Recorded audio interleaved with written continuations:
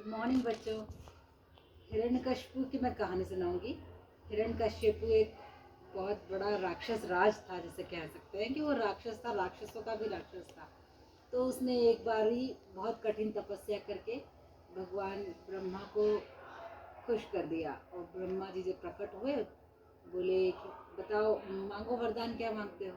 तो हिरण्यकशिपु को ये राज पता था कि जब शरीर को तो मरना ही है, शरीर नश्वर है और वो मरना नहीं चाहता था, वो हमेशा जीवित रहना चाहता था। तो उसने थोड़ी स्मार्टनेस दिखाई और बोला कि मुझे ईश्वर ये वरदान दो कि ना मैं घर में मारा जाऊं, ना बाहर मुझे कोई मार सके, ना मुझे कोई पानी के अंदर मार सके, ना ही ज़मीन पे कोई मार सके, ना ही मैं किसी जानवर से के हाथों मारूं, ना राक्षस के हाथों मारूं, ना इंसान मुझे कोई मार सके, ना कोई देवता भगवान मुझे मार सके।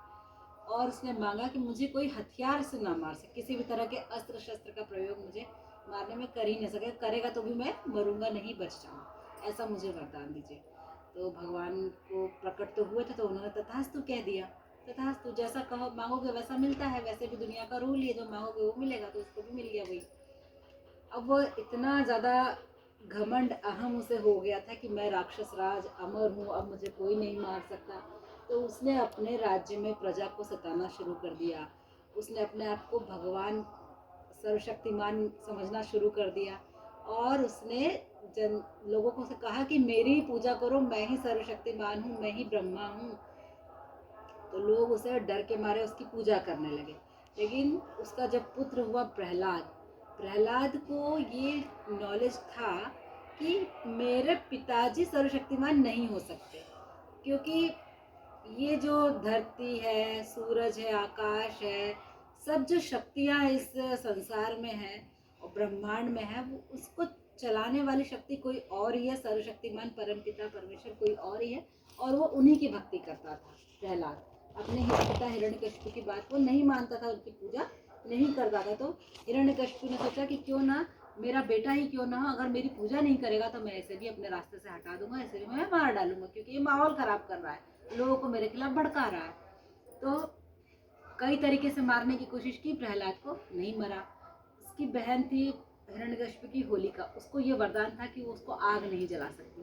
तो उसने अपनी बहन से कहा कि होलिका, तुम इसको गोद में लेके बैठो प्रहलाद को, और तुम्हें जलाया जाएगा, तुम तो वरदान प्राप्त हो, तुम तो सेफ रहोगी, सुरक्षित रहोगी, और ये जल जाएगा, मेरा काम हो जाएगा। तो ऐसा ही कुछ किया। होली प्लान के हिसाब से होलिका को बिठाया गया, उनकी गोद में प्रहलाद को बिठाया गया, आग जलाई गई।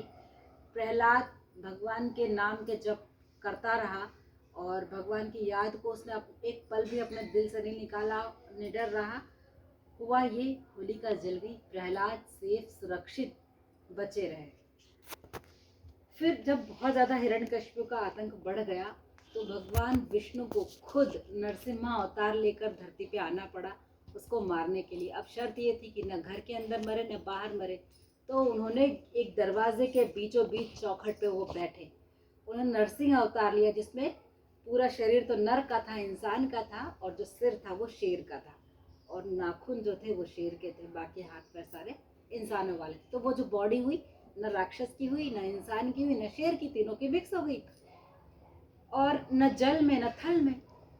तो उन्होंने हवा, चौखट तो जमीन पे होगी ना, दरवाजे की चौखट तो जमीन हुई, उन्होंने हवा से थोड़े से ऊपर उठ गए, भगवान है, शक्ति है, और अपनी गोद में ले लिया उन्होंने, उठे नहीं ऊपर, अपनी गोद में ले लिया।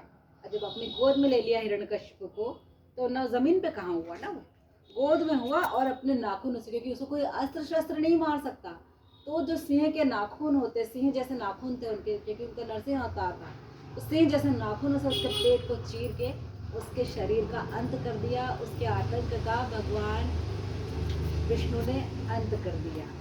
और इस तरह से हिरण्यकशिपु जैसे पापी लोग का अंत तो होना निश्चित ही है।